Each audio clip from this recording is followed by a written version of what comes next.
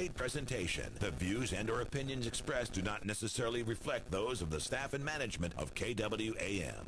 Welcome to the Variety Hour on The Voice, FM 107.9 and AM 990. Listen to you move your mouth. I bet you come from way down south. Now don't tell me, let me guess. You from the town that I love best. Talk Memphis, I wish you would. Talk Memphis, you sound so good. Talk Memphis, high on the bluff. I swear I can't get enough. Listening to you talk that stuff. Talk Memphis, oh yeah. Talk Memphis. This is the Memphis Real Estate Hour on KWAM. And now, here's your host, Dean Harris.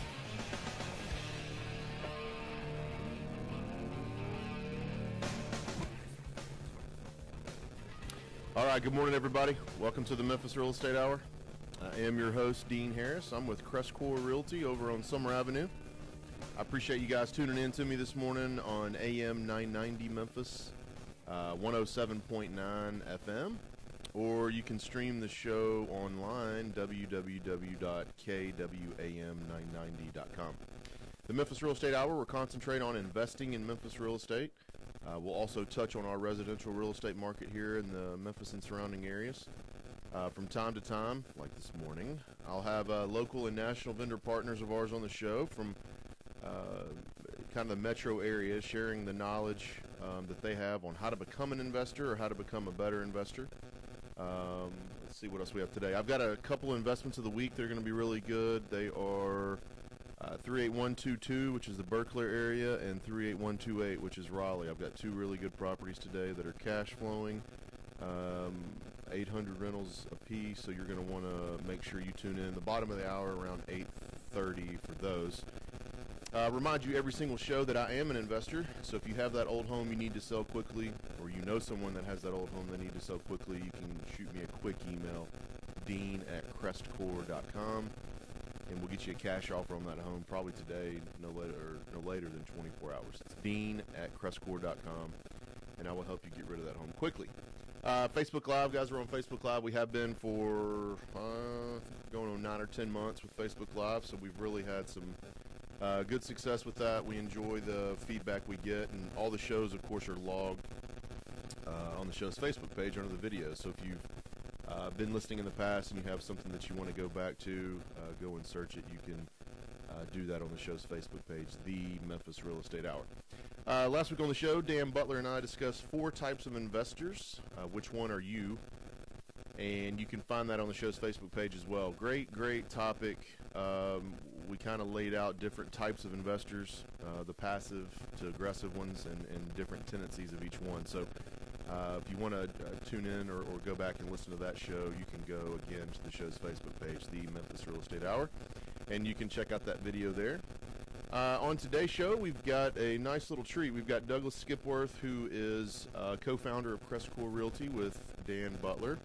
And Douglas is going to be on the show talking about 3 deadly sins that investors make, and then money partners versus equity partners. So we've got a really good topic for today's show. But last but not least, Miss Wendy, how are you? I'm well. How are you doing? I'm good. Wendy Greenlaw with Chandler Reports. Guys, you've heard her before. She's come on the show. She gives us all kinds of extremely valuable knowledge for our market, trends, what's happening. It's really kind of the pulse of our market here. If you want to go to their website, chandlerreports.com, you can find out a little bit more about them. Wendy, welcome. Thank you. So tell me, we talked a little bit before we started here, and you've got some different and exciting info. Tell me what happened in Q2 with our investor market and the residential. Yeah, let's just start with the overall market. So we're through the first half of the year now, which is crazy. It's going by so quickly. Memphis Shelby County home sales through the first half of the year up 2% for total number of units, which kind of surprised me a little because the inventory is so low. Everybody's grabbing they're just going so quickly, I guess, because we have seen a slight bump in inventory. I think we're up 300 home sales according to MAR last month, but they're just going like the second they hit the market. That's great. Average sale prices through the first half of the year up 9% from last year. So remember last year we hit that highest average sale price. We're up 9% from that point last year. Yeah. So we're setting records every quarter. Yeah. So Q2, we set a new highest average sale price, just over $185,000, which is crazy, up 9% from the second quarter last year. What do you think that is? I'm going to go through that in just 1 second. All right. And the number of units sold, which surprised me as well, was up 5% in Q2. So, again, supply. So let's talk about pricing. Supply and demand, we've gone over this a lot. So the low inventory is affecting prices. It's driving them upward.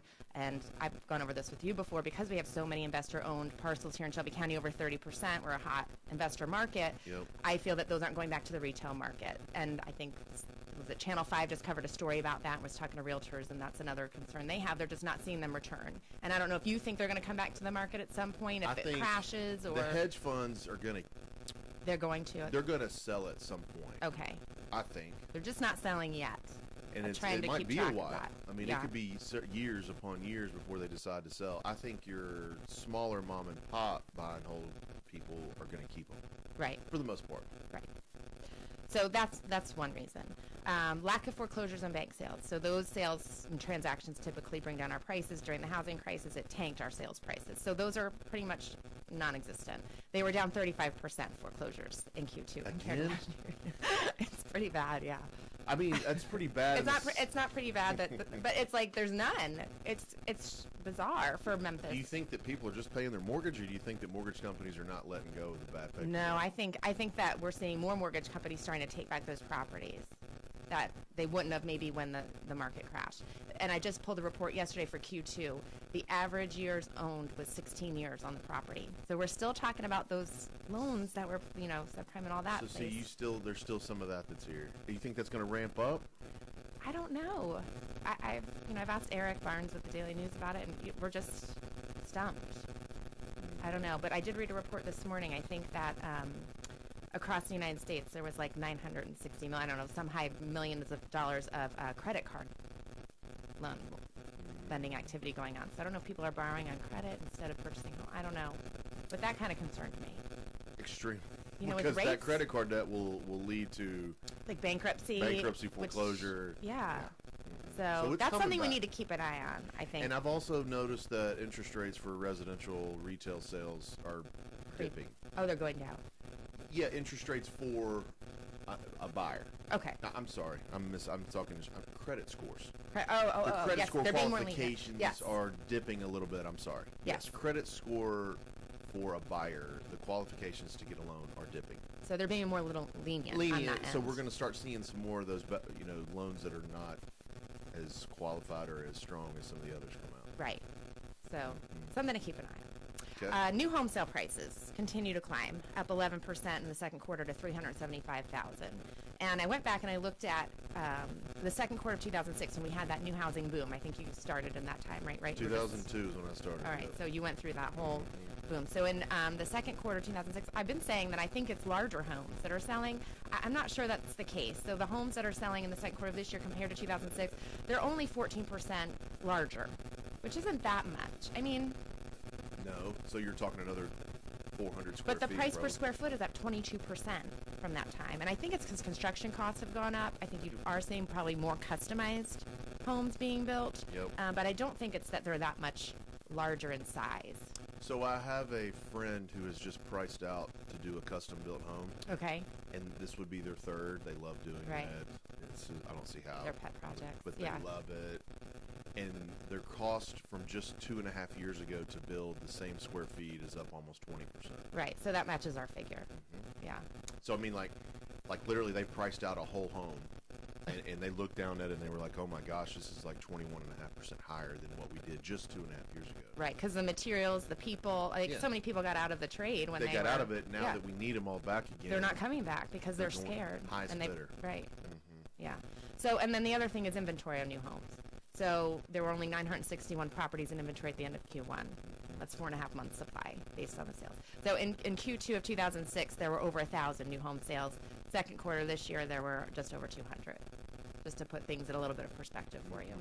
And then we were talking before the show started, high-end home sales are way up.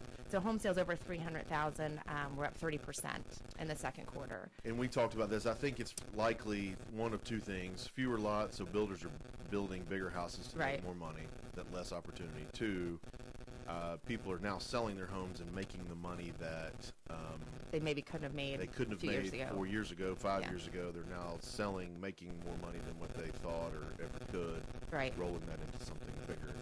Right. Has to be. So I think all those things combined, obviously, are continuing to drive the prices up. When will we hit the ceiling? I have no idea. I just think it's going to continue through the rest of this year at least. Okay. So going over to investor sales, the second quarter was a little slow this year, and we talked about this as well. I asked you if summer was a little bit slower, and you mentioned that it was because of vacation season. But only around 30% of the sales in Q2 were investor purchases. We're usually at around the 40%, 45% mark. Yep. And it's dropped off a little bit. And of those 30%, only about 45% were out of town buyers, which you and Dan think is kind That's of about low. right. Well, I think I would say out of my clients, 90-something% of them are out of state. To be honest, Right, but with a you. lot of the activity in Q2 was local people buying up Buying up properties. here. And we mentioned the hedge fund. There was virtually zero hedge fund activity. Cerberus So, had 4 purchases hedge in Q2. funds go through money raise, capital raise. Okay. So they might be doing a capital raise right now, and it could be something that's seasonal, where they stop right around now, raise, and then Right. finish strong in the year. You never know. Yeah. I don't think they're going anywhere.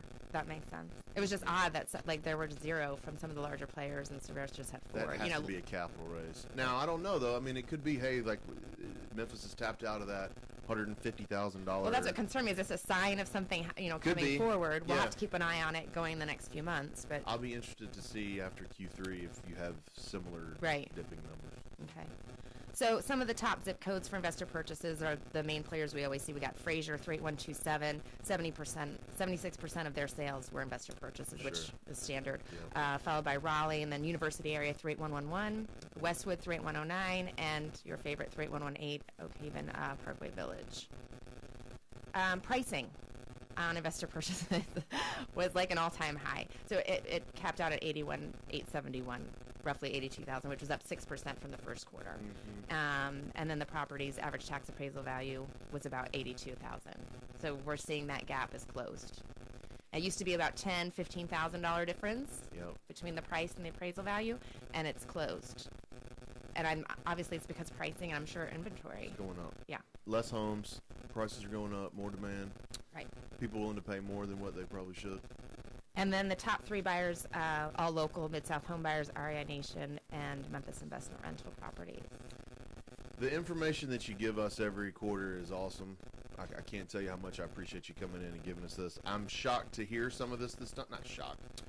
It's different It is different than what it has been than the what last we've been few talking times. about the Yeah. last couple of quarters that you've been coming in. But we knew in every situation, if something is sky high and red hot, it's going to level off.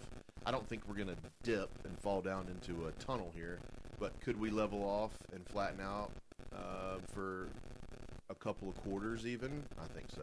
Yeah. We might be hitting that now. And I mentioned, the investors, some of my investors are concerned about multifamily, larger type properties With having the occupancy, the and that could be the case. I mean, that part. See, we don't have a hard time at CrestCore renting. We're not. Our vacancy properties are the lowest they've ever been. Right. So we're able to get tenants in there, but on a huge, large scale multifamily, they might be looking at that something different. But on the apartment side, wouldn't you rather rent like a single family property than be in an apartment? And I personally would. I think now, a lot of people would. So some investors look at are it single different family ways. properties taking away from the multifamily? Do you Could be. feel? Yes. That's because if you can rent one versus the other, why would you not have the same? Right. Exactly. That could be it. Yeah. So I think that might be a trend that we need to keep an eye on as well on the multifamily side. Wendy, thank you so much for Yeah. coming in. Thank you. Guys, Wendy Greenlaw with Chandler Reports. You guys go visit their website, chandlerreports.com, for all this information. You can register, become a member of Chandler Reports, and get all this information right at your fingertips. Wendy, thank you so much. Thank you, Dean. All right, guys, we're going to take a real quick break. We're going to come back with Douglas Skipworth of CrestCore Realty, and we're going to be talking about the 3 deadly investor sins. You guys stay tuned. We'll be right back. You're listening to the Memphis Real Estate Hour on KWAM. We'll be right back after this. Now, here's your Mid-South weather forecast from the News Channel 3 Severe Weather Center and Todd Demers, right here on KWAM The Voice, FM 107.9 and AM 990. Under partly to mostly cloudy skies, we're back into the lower 90s this afternoon. Winds will be swirling throughout the day. Heat index values will near 100. Mid-70s overnight, but temperatures are climbing through the lower 90s with hit-and-miss showers for the rest of the week. Your air conditioner is working overtime, and with this heat, you can't risk a breakdown. Call Air and Heat Services to make sure you can stay cool all summer long. 662-838-8088. I'm News Channel 3's Todd Demers on The Voice, FM 107.9 and AM 990. Griffin, Cliff, Everton, and Mashmeyer, PLLC, is a full-service law firm with over 50 years of experience in the Memphis area. Real estate closings have continued to be the forefront of their law practice, which include residential, commercial, and development real estate transactions, drafting and negotiation of real estate contracts and leases, business information, preparation of wills, probate, and estate planning. Their firm represents a number of builders, developers, investors, and local lending institutions, and is approved to close transactions for most local banks and mortgage companies. In addition, they offer title search, title examination services, and title insurance through several well-established title insurance companies in the Memphis area, as well as Tennessee and Mississippi. They strive to offer services in a prompt and timely fashion while advising and representing clients in a zealous and professional manner. Should their offered services be of need, please contact William N. Griffin Jr. or any of their attorneys at 901-752-1133. They can also be found online at www.gcemlaw.com or on Facebook. Is it a good time to buy or refi? Is it a buyer's market or a seller's market? Are interest rates going sky high soon? Hi, I'm Moody Calloway, the mortgage lady at iBank Mortgage. I tell my customers to ask questions, get answers. So join me every Monday morning at 8 and I will tell you what's going on in today's still changing mortgage world. Remember, most people think about mortgages a few times in their lives. I think about them every single day. Tune in Mondays at 8. CBS Money Watch. Two high-level British government officials have resigned because of divisions over Brexit. Foreign Secretary Boris Johnson and Brexit Secretary David Davis both quit just 9 months before Britain is due to leave the European Union. Johnson and Davis each accused Prime Minister Theresa May of being too soft in negotiations with the EU as they work out terms of the split. And YouTube is fighting fake news. It announced Monday it'll make authoritative news sources more prominent, particularly during breaking news when misinformation can spread. And that's your CBS Money Watch report. For more, head to cbsmoneywatch.com. At the New York Stock Exchange, I'm Diane King Hall. To prevent muscle cramps in your legs and feet, use TheraWorks Relief. This fast-acting foam is clinically proven to relieve leg and foot cramps. Get TheraWorks Relief today at select Walgreens, CVS, and Rite Aid pharmacies or TheraWorksRelief.com. Ask your pharmacist for TheraWorks Relief. You're listening to the Memphis Real Estate Hour on KWAM. And now, here's your host, Dean Harris. All right, welcome back to the show. Thank you to Wendy Greenlaw. Really good information on our market. Some good news, some news to keep an eye on, but overall, great information. I appreciate her coming on. You guys go to chandlerreports.com to follow her. Now I've got Mr. Douglas Skipworth. How are you, sir? Doing great, Dean. Thanks for having me today. Absolutely. I love the mixture between you and Dan. Dan comes on. He's been a faithful backup partner, but now we've got the first string guy in here now. Co-host, right? Yeah, that's right. You're now the co-host. No, Dan's the co-host. Backup guy. Yeah. Dan has moved back to number 2. You take a vacation, you lose your job. You know That's what I right. mean?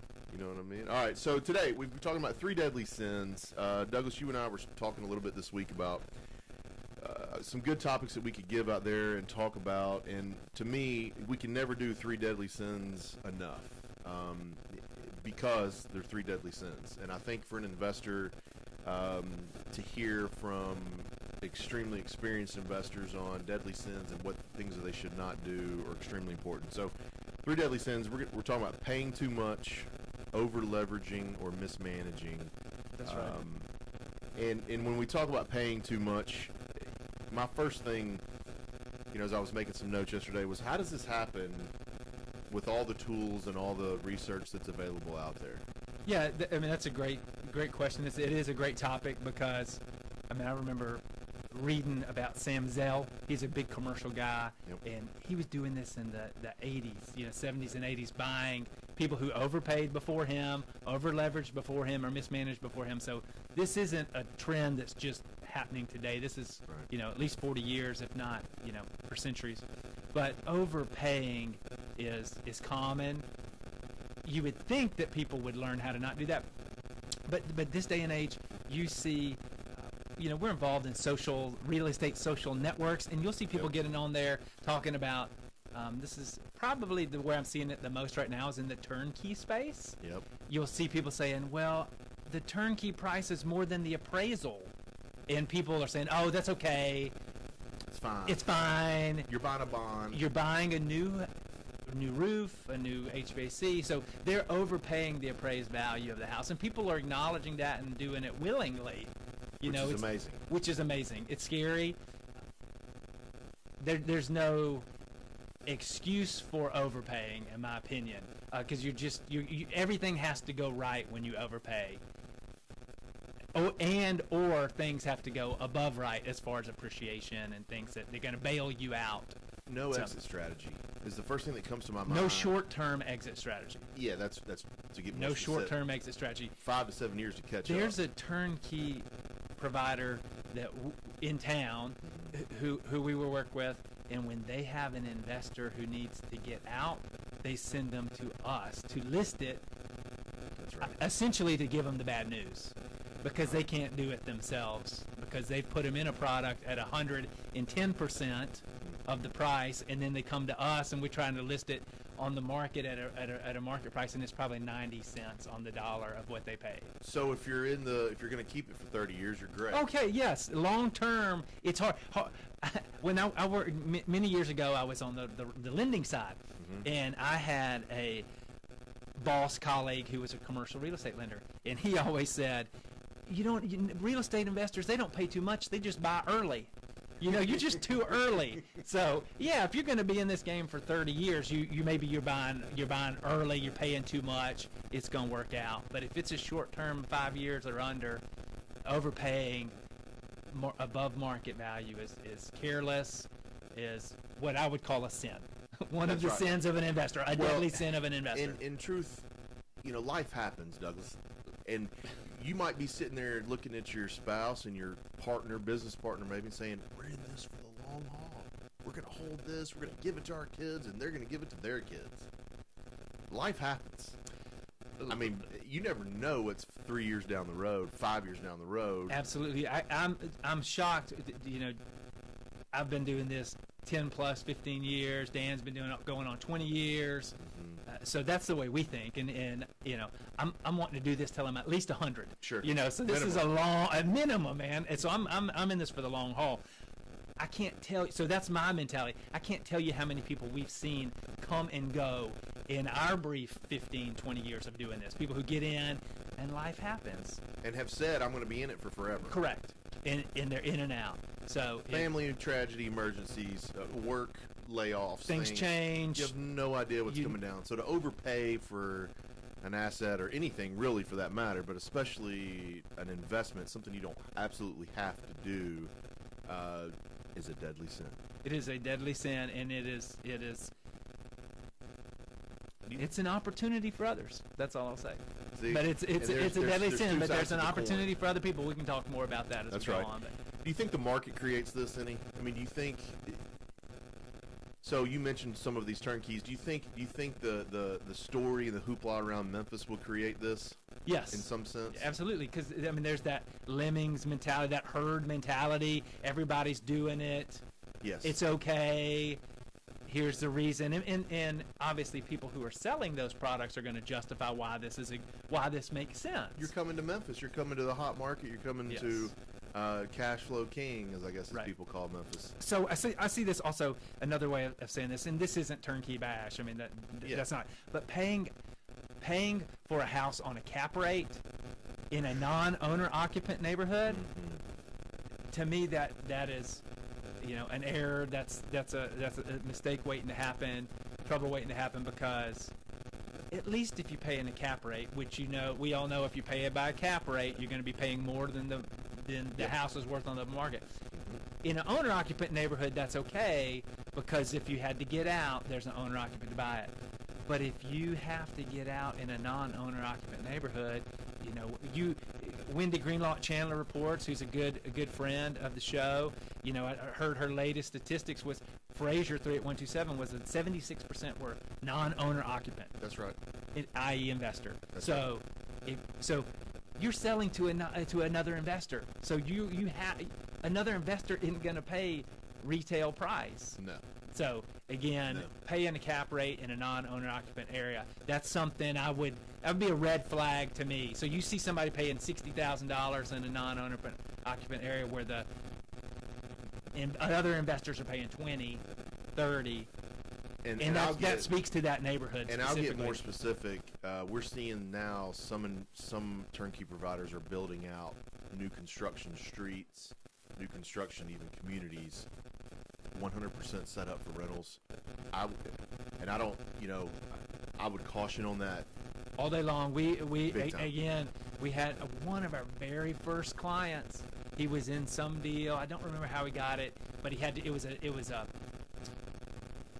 business, and he had to flip out of that business investment into some rental houses, and they were newly built, $100,000 houses in the early 2000s, mid 2000s, and then all of a sudden those things were worth $50,000. And then what do you do? And they've never gotten back to the $100,000. They might be $80,000 now, but still not back to. Not back to what he invested in originally as new construction. And that's and I've seen it happen. And it's not just one. There's several different groups that are building new construction streets and communities solely set up for rentals. I'd really caution investors on that. I mean, that's an overpay hotbed. Again, long term, cash flow makes sense. Could make sense. Definitely makes sense on paper. But when you're talking about having to get out of that property for whatever reason, you know, not pennies on the dollar, but definitely less than market value. Definitely, the market value is less than the original price. When we're talking about absolutely. When we're talking about paying too much, I've got Douglas Skipworth here in the studio with me with CrestCore. What are some of the things we can do to avoid overpaying? And you know, my first thing is call your local real estate agent. You know, call Dean Harris. Yeah, call me at CrestCore now. But I mean, no, you absolutely. I would say, you know, lack of counsel. You know, there's scriptures full of getting advice from others. If you wage war, obtain advice. You know, think about you know.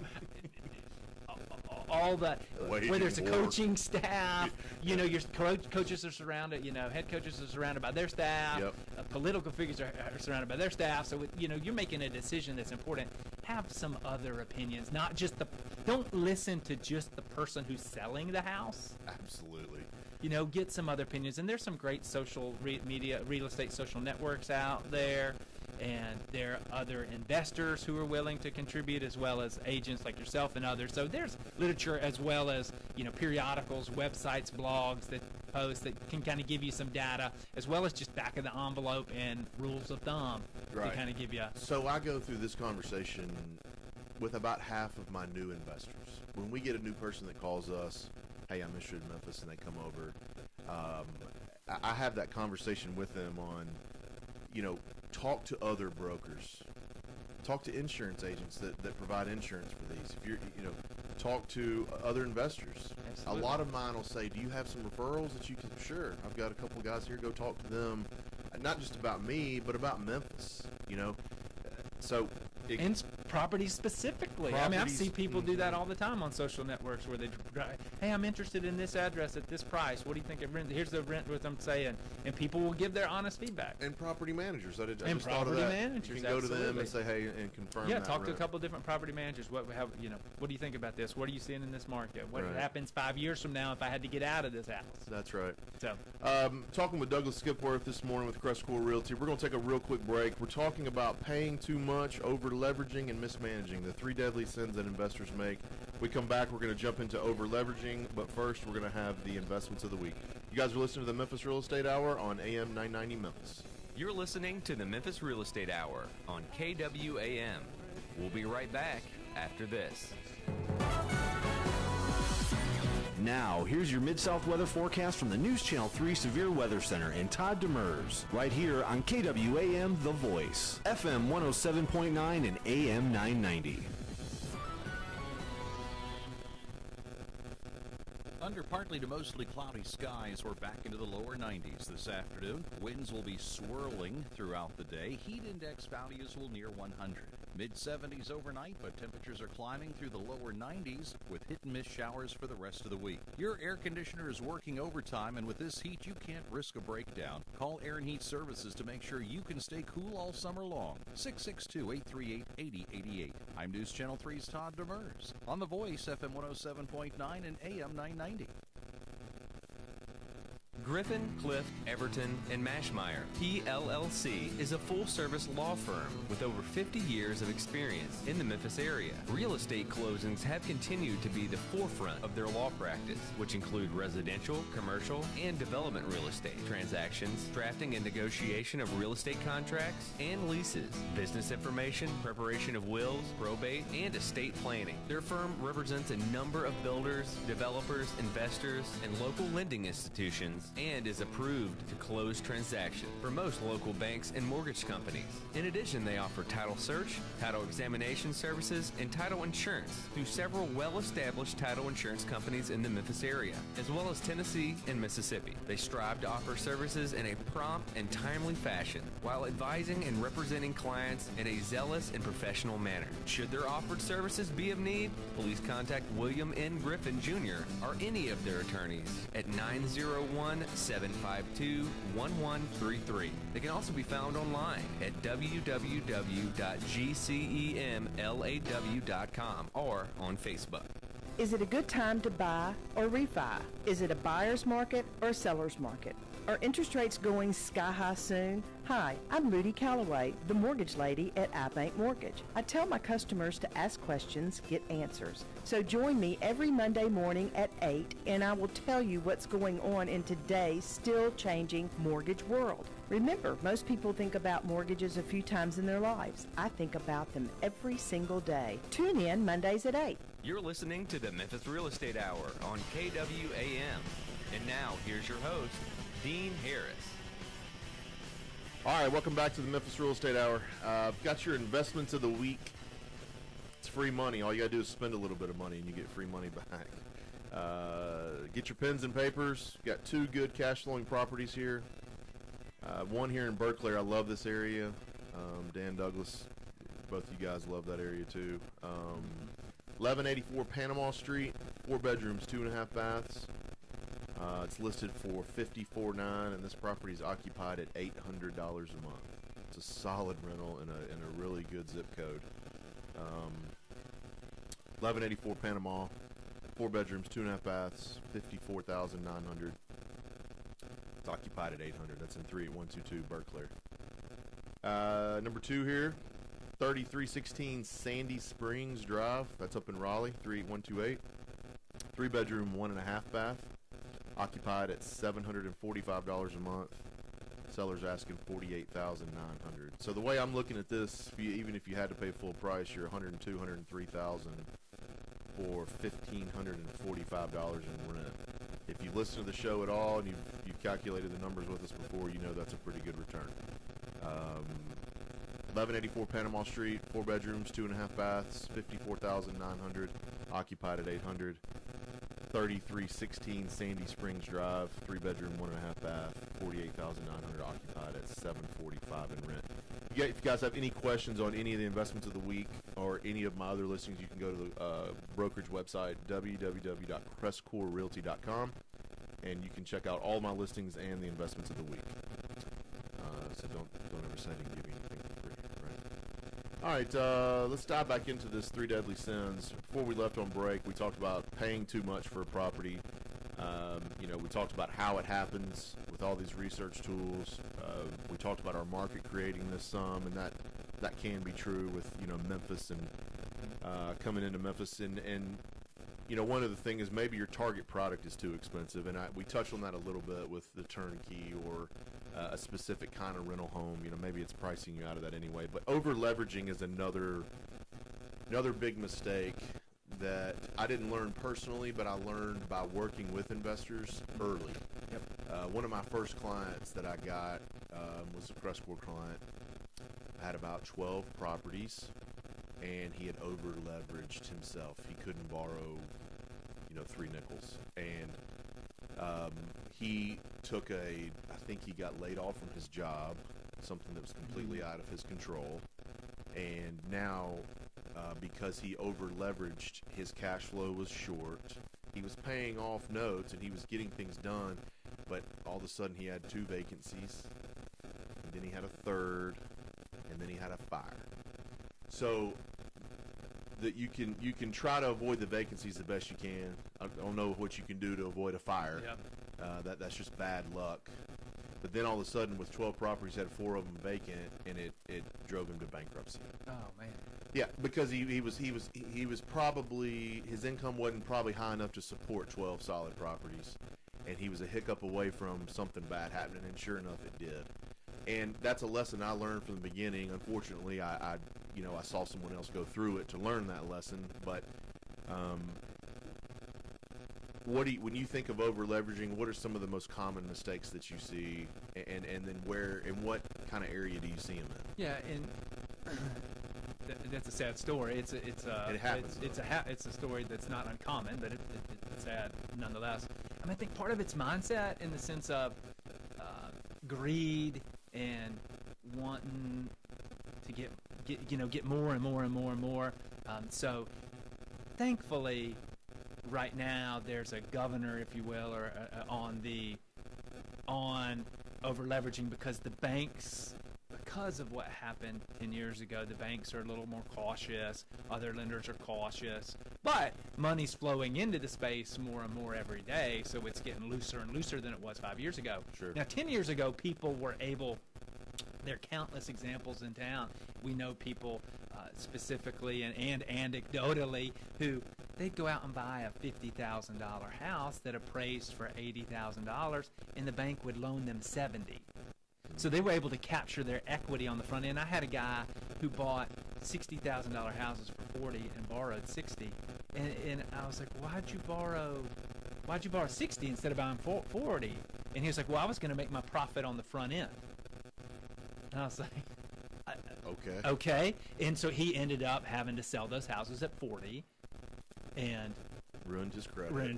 Ruined everything. He's not an investor anymore. Had to give up a portfolio of 30 houses because he over leveraged. And again, that was over leveraging in the sense of being greedy and borrowing more than the houses cost. That seems, and I'm glad I don't know this person, that seems greedy.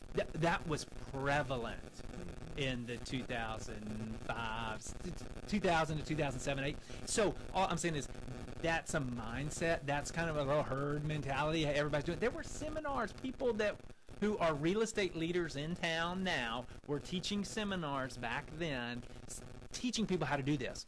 Go buy a house for $60,000, it'll appraise for $90,000, you can borrow $75,000, that's $15,000. That either you can put into your next deal, or you can join a country club, or you can buy a new boat, and that's what, or you can take a vacation. And people were doing that. Again, thankfully there are some constraints on that right now, but that day will come. The pendulum swings between unjustified pessimism and unsustainable optimism.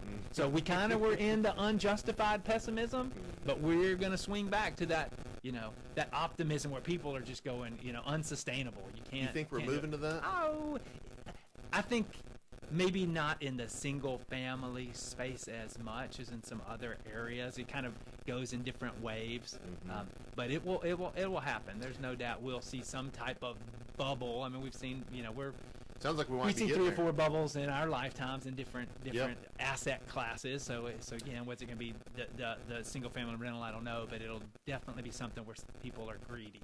Is there a way to gauge or way to keep yourself from doing this? Is there a rule of thumb that, because I know what's happening right now, we've got investors listening that either have a portfolio or don't, and they're getting ready to get into it.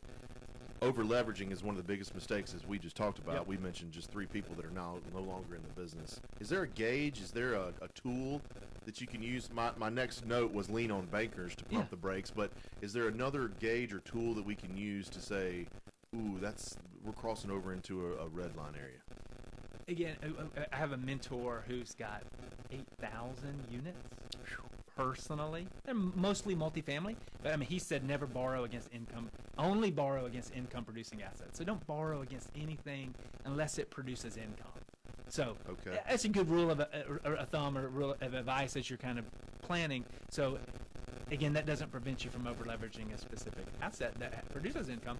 But if you, again, we talked about this earlier, if you surround yourself with like-minded people, people you admire, mentors, peers, the information available right now, it's almost limitless as far as people who can encourage and mentor and shape and teach, and help you prevent it. So in other words, go to your bankers and go to your friends, go to your peers or mentors. Property managers, local RIAs, real estate agents, insurance agents. Ask around. There are gazillion places to go to learn how the experts do it. Success leaves clues. Yes, doesn't it? We've always talked about on this show that you are who you hang with. You are who you hang with. And I know that's kind of a simple and a slangy way to say it, but my dad taught me that growing up. But I would get in some trouble with some kids or whatever, and I would hear him say it now. You are who you hang with. If you're going to hang with those kids and you get in trouble, then you're going to be in trouble. If you're going to hang with these kids that are doing the right thing, you're doing the right thing. Same thing applies to us and to now. If you're hanging with investors that are doing the right thing, mentors that have either gone through it or are doing it now, bankers and all your partners, and you can lean on them. If you take their advice and you go with that flow, you're going to become that. Yeah, and take advice and encouragement from people who are where you want to go, not from people who have never done what you've done, or are behind where you are, or beside you. I mean, look to those folks in front of you. That's what you want to strive for. All right, let me ask you this: if let's say we're in a position now, because it's likely that someone's listening and they're over leveraged, maybe not in their entire portfolio, but on a couple of properties. What's a way to rectify that or get out, other than just buy or sell?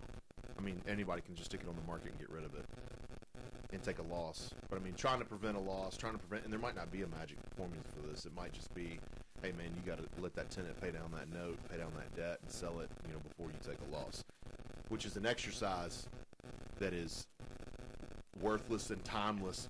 Absolutely. There's no benefit. You get no profit.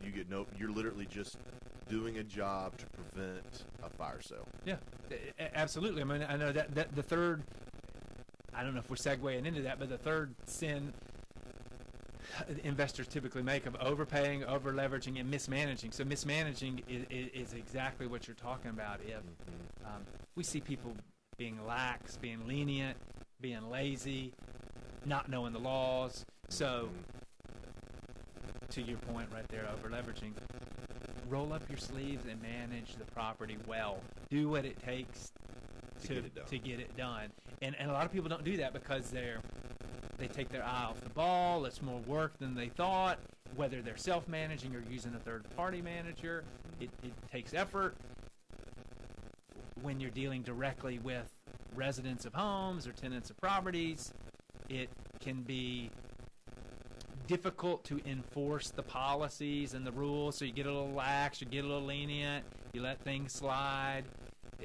In other words, you're saying be a professional. You have to be a professional. You have to treat property management as a job.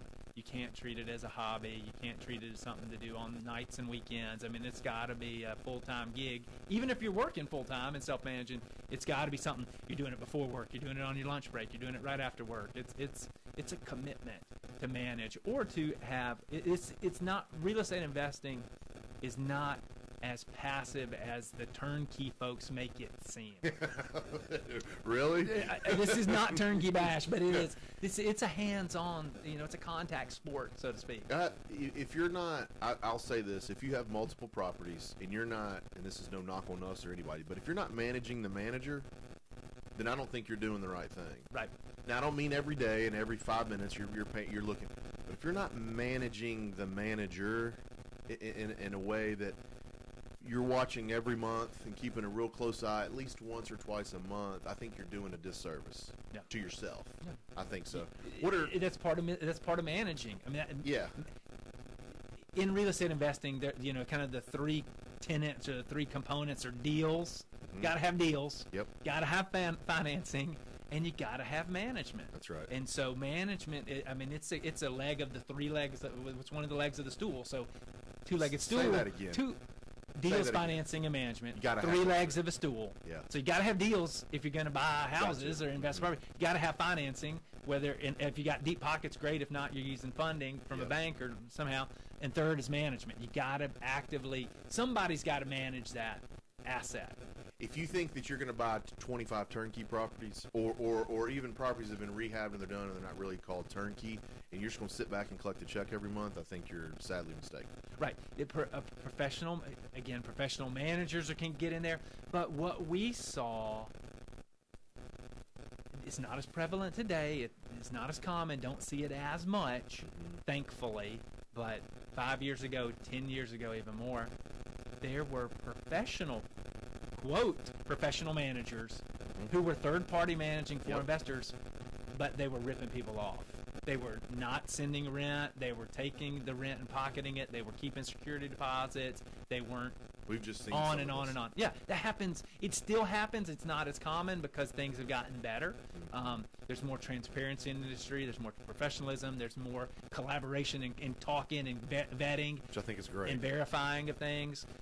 But in the whole industry has improved. But I have countless examples of people who have called us and said, "Hey, can you help me? My previous property manager, my current property manager, who has not paid me rent in a year. I can't get in touch with them. I haven't heard from him. What do I do?" If you're wondering, what's happening to you, and this might be some of it.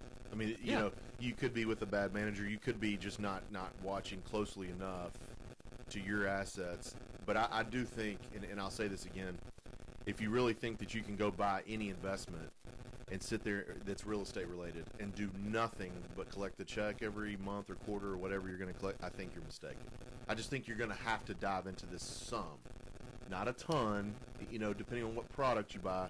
But if you're not in my opinion, if you're not managing the manager a little bit, I don't think you're doing it right. Now, some people might have a different opinion than me that, a turnkey provider would say, well, we get, that they should trust us and we should, and that's fine. And some of them might work out. I understand that.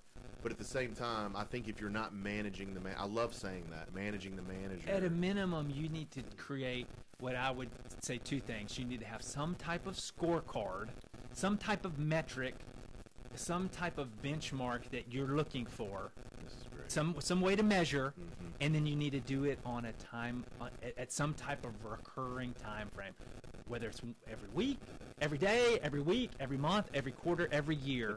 But set it up. And so you figure out what you need to measure, and figure out how often you need to measure it, and then just do it either a red or green. Like if my benchmark is green, I don't have anything to worry about. If it's red, then it's not meeting the expectation. Then there's need for more involvement. So it can be semi-passive, but in the sense of everything's green, everything's on go. It's like getting on a scale every morning before you get in the shower. Yeah. Okay, I weigh what I want to weigh. No big deal. Same time every day. Same time every day. Just do it. It takes 2 seconds, and you only start to worry if you start hitting or if you get over. Anyway. Well, I need to eat a salad today. Well, I need to pay attention to my assets. I need to run a little farther, lift a little more, do whatever. So it's the same with your investments. Just some way to track them and to hold your management accountable, whether that's your personal management or third-party management. Yeah. Guys, I'm in the studio here with Douglas Skipworth of CrestCore Realty. We're talking about the 3 deadly sins: paying too much, over-leveraging, and mismanaging. Now, we've touched on this a little bit. One more question for over-leveraging. Any initial signs? Anything that you could say, ooh, that's a bad sign. You're heading down a wrong path. Different ways you can see it. It's people skimping on maintenance because they don't have the cash flow. When investors buy property and borrow, a lot of times in the past, and they do some now, banks will escrow for taxes, insurance. If they don't escrow for taxes, that was in the heyday, people quit paying taxes. So if investors quit paying taxes and you notice them on the rolls, then there's an opportunity there. As again, this look Just at it from an indications. opportunity, That's right. indications that somebody's over leveraged because they are not having cash flow problems because they're not paying their taxes. There you So go. it's a little skimping on things to do that, and then looking at you can. Takes a little work, but you can see a source like Chandler reports or the assessors and registers websites have data Yep. on how much people borrow. So you can run a little the AVMs, the Zillows, the other places of the world that have it, and see how much they borrow to what the market value is. So you can kind of do different things to see. It's funny how we look at these things. I asked for what are signs of over leveraging. We just named several ways to take advantage of these things. And it's smart, if you're an investor, you got to play both sides of the fence. Man, I've seen so many folks make a fortune out of other people's misfortune. Yeah, and I don't feel any way, shape, form, or fashion weird saying that, because if we're not, someone else It's is. usually an intermediary, so it's not as if they're stealing it and they're Yeah. getting it in a You're right getting it way. from a bank So or we had a something. client. They were in a bad situation. They had over leveraged. Some investors came in, purchased what the investors thought was a steal. The owner was so thankful because they avoided bankruptcy. Yeah, see, So you it was could a be win-win. helping. We helped them in more ways than they knew. So we're moving into mismanagement here before we end the show. What are some of the common mistakes investors make when interviewing property managers? So let me rephrase that. What are some questions and what are some things to ask property managers? Top 3 things, because this is a key component of your business setup as a property manager. We manage 25 or 600 houses. Yeah, and what are some things we should ask? So I'd probably keep it high level initially. How many you manage? How long you've been managing? Mm-hmm. How many do you own? How long have you owned them? What do you do for professional development? So who are some references? So what is your web presence? What are you active in as far as Lease the time. industry? So I'd want to know about who they are first. Who they are. Are these people of character? Have they been doing it? Can you trust them? Do they do what they say they're going to do? Then I'd start drilling in to the metrics of the business of leasing.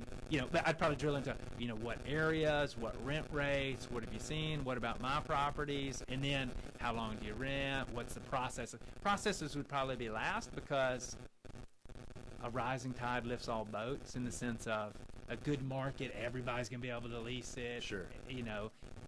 Everybody's going to have similar tenants to pull from. Yep. So it would be more of who are these people? How do they run their business? How are they going to manage my property? How are they going to communicate with me?